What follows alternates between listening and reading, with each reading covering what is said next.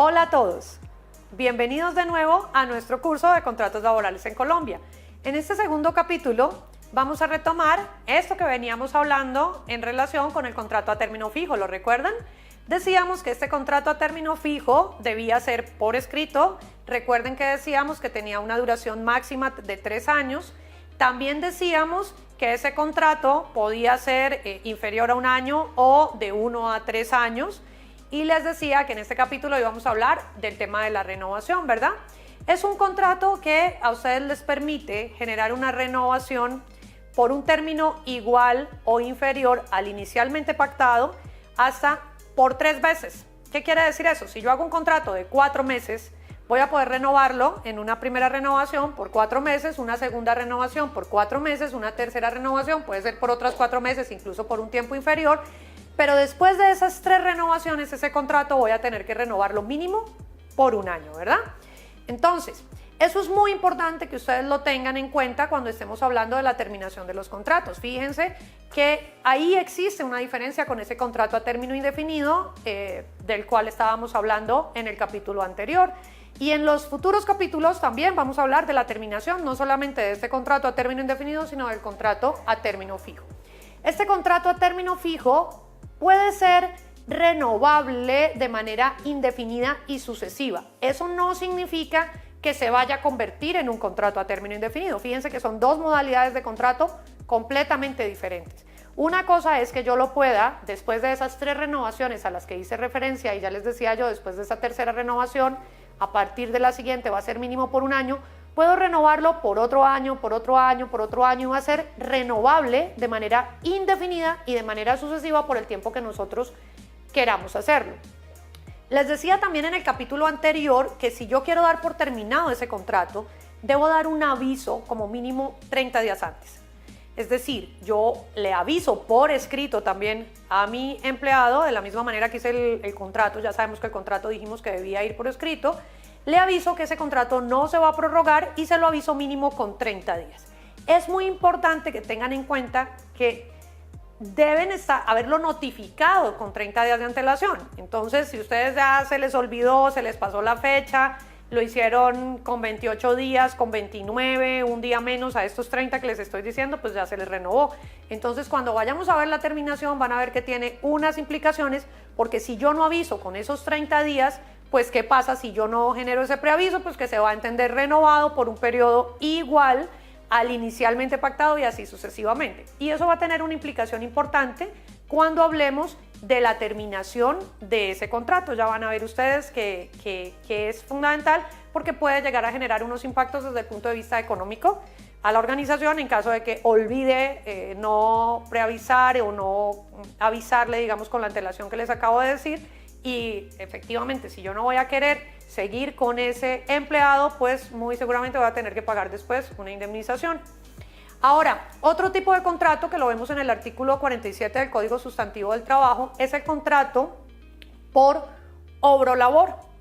Venimos hablando de las diferentes modalidades de contrato de acuerdo a su duración. Entonces, en este contrato de obra o labor, pues básicamente estamos hablando que el término, así como veíamos antes en el término fijo, que depende del tiempo que nosotros hayamos definido para desarrollar esa labor, en el contrato por obra o labor, pues esta relación laboral va a durar por el tiempo que dure la obra para la cual la persona fue contratada o la labor para la cual fue contratada, ¿de acuerdo? Acá no necesitamos realizar un preaviso como sí lo veíamos en el contrato a término fijo, pero fíjense que en este contrato por obra o labor es importante tener en cuenta que si bien es cierto en el contrato a término fijo podíamos renovarlo y ya vimos que mínimo podíamos hacer esas siguientes 3 prórrogas por un tiempo igual o inferior y luego por 1 año, en este contrato por duración de obra o labor, pues una vez se acabe la obra, terminó el contrato. Este contrato no admite prórrogas, no se requieren hacer preavisos, pero tampoco se aceptan prórrogas. Sin embargo, puedo llegar a contratar después a ese empleado, imaginémonos que desarrolló una muy buena labor, que me gustó cómo estaba haciendo el trabajo para el cual fue contratado y mañana requiero otra labor en otro proyecto o como sea que ustedes lo quieran manejar al interior de la organización, pues puedo volver a contratarlo, pero no voy a prorrogar el contrato, ¿verdad? Importante mi sugerencia, que les decía, este puede ser verbal o puede ser escrito, mi sugerencia es que lo hagamos por escrito, que dejemos claramente definido cuál fue esa obra para la cual fue contratado el empleado, que dejemos consignado el tipo de obra que va a desarrollar, que tengamos claro cuál es el tiempo próximo que puede llegar a generarse. No necesariamente, es probable que no en todas las situaciones yo tenga claro cuánto va a durar la obra, ¿verdad? Pero si, ejemplo, voy a contratarlo para que desarrolle unas encuestas específicas, pues a la terminación de esas encuestas ha terminado la obra. O si lo voy a contratar para que reemplace a alguien, por ejemplo, que se encuentra en incapacidad, pues una vez termine la incapacidad, el titular del cargo, que la obra para la cual fue contratado va a terminar. Lo importante es que de alguna manera, y como les sugiero, no es obligatorio desde el punto de vista legal, pero mi sugerencia, les decía, háganlo por escrito, que ustedes puedan dejar en ese contrato consignado de alguna manera que se pueda determinar hasta dónde va a ir esa obra. Al igual que en los otros contratos que veíamos el contrato a término indefinido, veíamos el contrato término fijo y estamos hablando del contrato de labor. En cualquiera de estos tres contratos, al igual que ya lo vamos a ver también con el ocasional o transitorio, pues nosotros debemos pagar a ese empleado todo lo relacionado con los pagos, debemos afiliarlo a la seguridad social, realizar pago de prestaciones proporcionales al tiempo que la persona haya trabajado. Otro contrato es el contrato ocasional o transitorio. Ese contrato lo encontramos en el artículo 6 del Código Sustantivo del Trabajo. Ahí vamos a identificar que tiene una característica especial que no debemos olvidar, y es que este tipo de contratos, como su nombre lo indica, que es ocasional o que es para desarrollar unas labores accidentales transitorias, no debe tener una duración mayor a un mes. Otra diferencia con los contratos anteriores, ¿recuerdan? Veíamos que en el contrato a término indefinido, pues la vigencia duraba mientras requiriéramos que se desarrollara esa labor, que no había un término definido. En el contrato a término fijo, recuerden que decíamos máximo 3 años. Acá, en el contrato ocasional o accidental o transitorio, su duración máxima va a ser de un mes. Al igual que los anteriores, a excepción del término fijo, no requiere que tenga una forma escrita. ¿Para qué labores se deben de pronto emplear este tipo de contratos? Pues se deben contratar trabajadores por este contrato ocasional o transitorio cuando estemos hablando de labores que no sean propias del core del negocio, que la naturaleza y las características propias de la actividad no sean literalmente del core. Ejemplo, necesito desarrollar un contrato y contratar a alguien para que haga unas labores distintas o que son extraordinarias al giro normal de las actividades normales del empleador o al giro normal de mis negocios. Necesito que alguien venga y realice la pintura, por ejemplo, del edificio, y sé que no va a durar más de un mes. Pues bueno, es una buena modalidad. ¿De qué depende escoger la modalidad de los 4 tipos de contratos que les acabo de explicar? Pues bueno, depende de las necesidades que ustedes tengan. Si voy a requerir contratar, ya les decía a ustedes, unas personas que van a ser representantes del empleador, que son personas de dirección, de pronto, de manejo, de confianza, que no sabemos cuánto tiempo van a estar, pues hablamos de contrato a término indefinido, ¿no?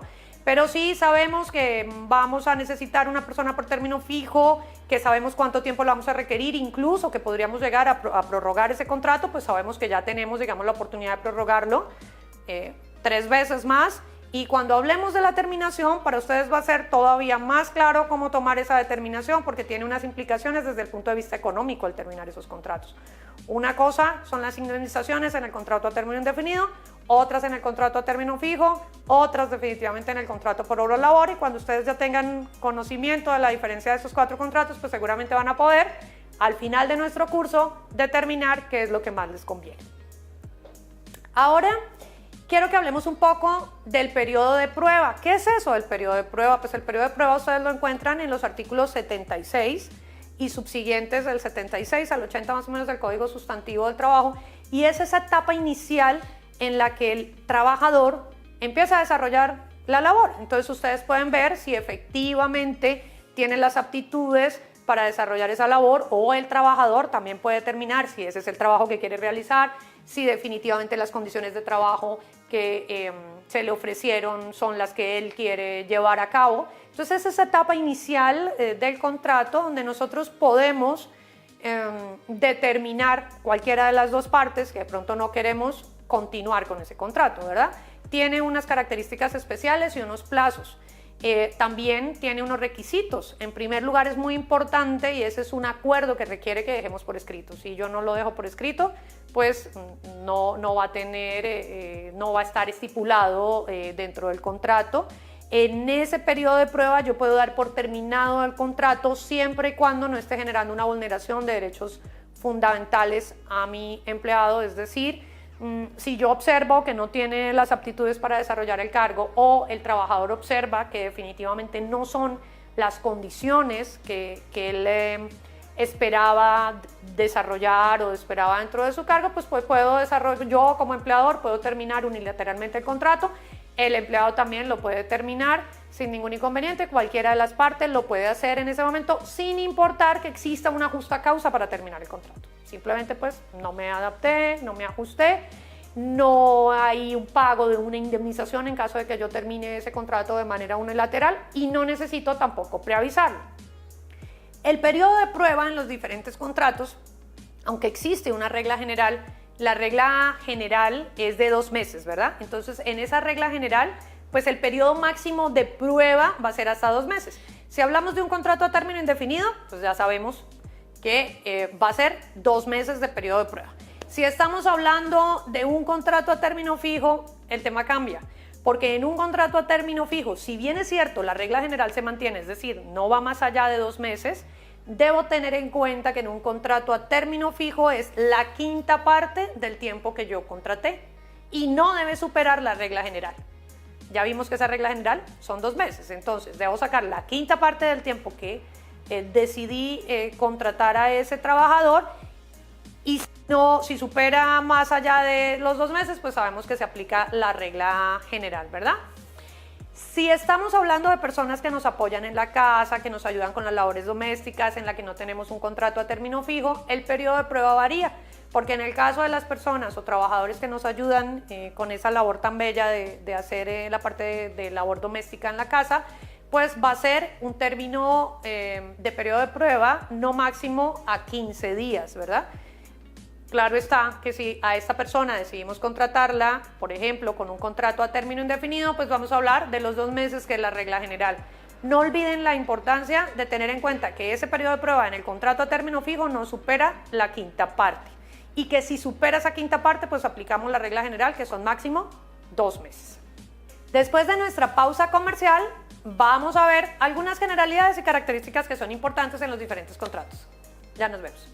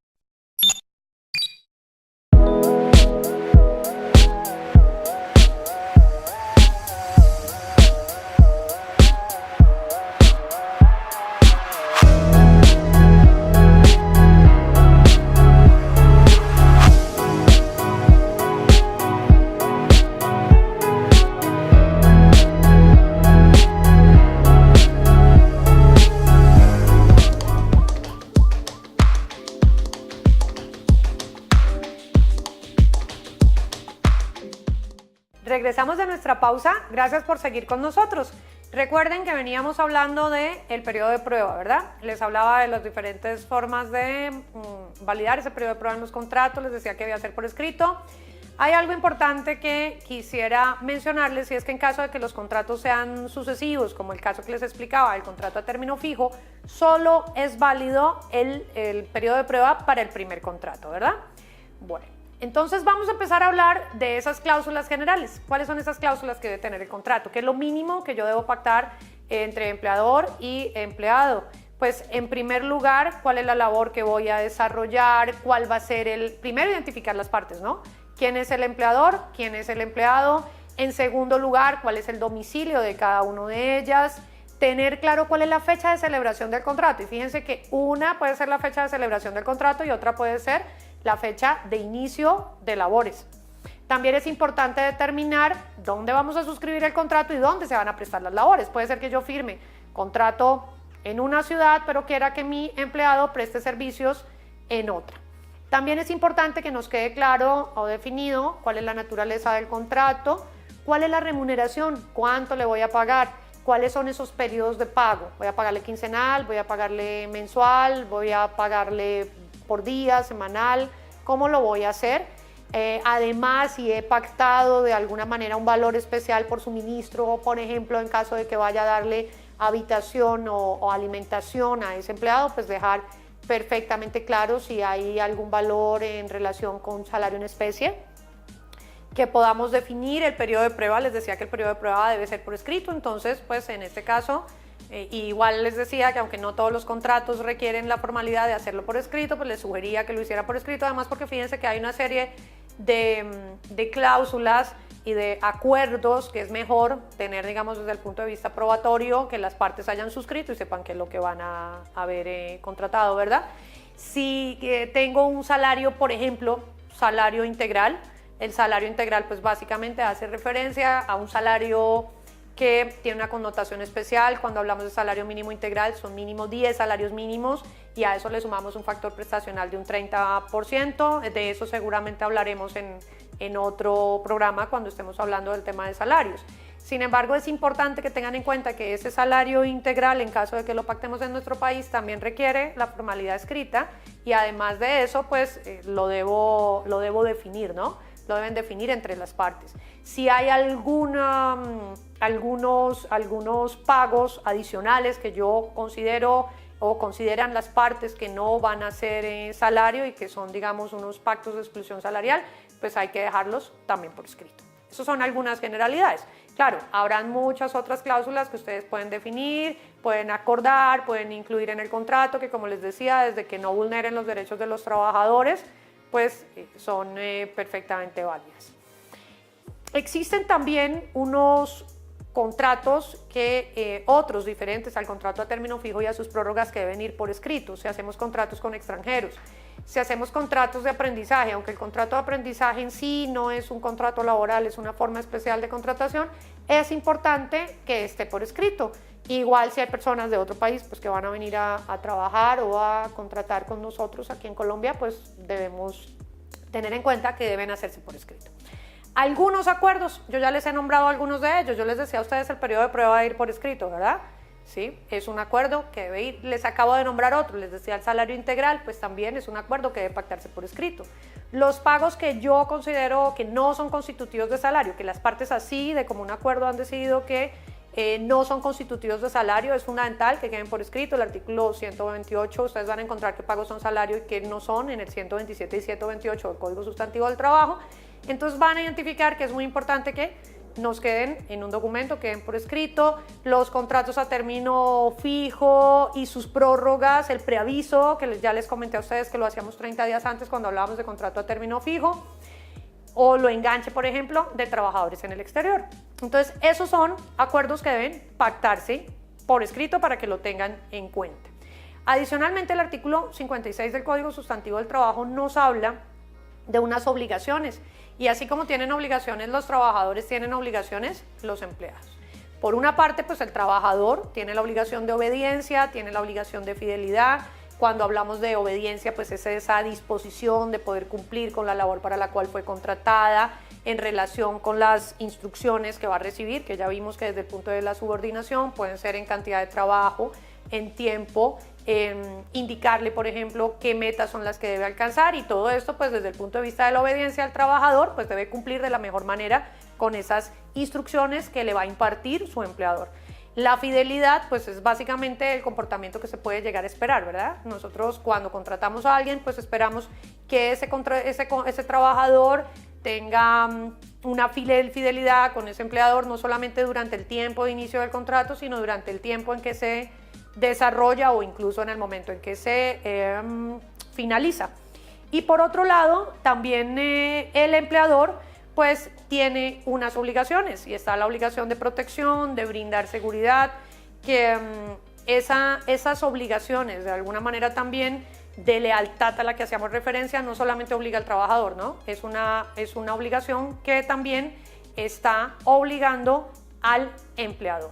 ¿Protección en qué sentido? Pues brindarle las herramientas, brindarle la seguridad para que cuando vaya a desarrollar su labor, pues no vaya a tener de pronto un impacto en su salud o vaya a enfermarse o vaya a accidentarse, y que pueda también pues brindarle todas las condiciones y cumplimientos de lo que ha definido anteriormente con esas cláusulas generales que hablábamos hace un rato en el contrato laboral.